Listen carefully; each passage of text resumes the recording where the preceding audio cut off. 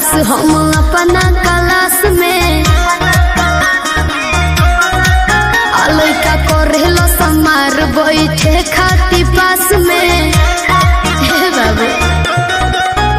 बानी सबसे झकास हम अपना क्लास में लइका करेलो समार बैठे खाती पास में सभे करेला बड़ाई हम केने केने जाई केहू कहे अमर पाली केहू लूलिया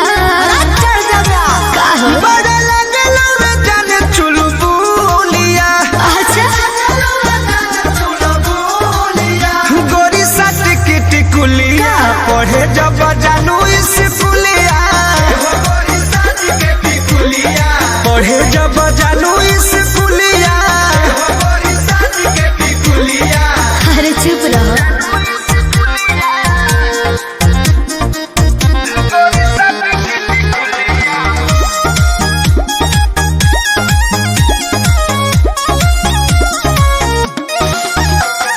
ट्यूशन में मिशन लही कन के बा हमारा बतावे के घड़ी में सभे देखेला समय हमारा जाए आवे के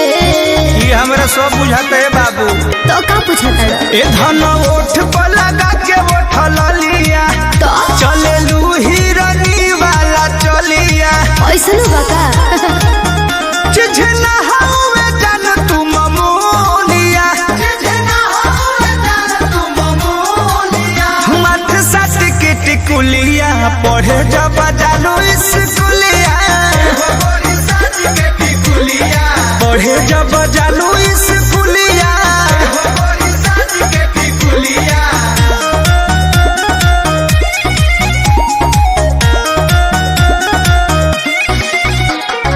म्यूजिक बाय आर्या शर्मा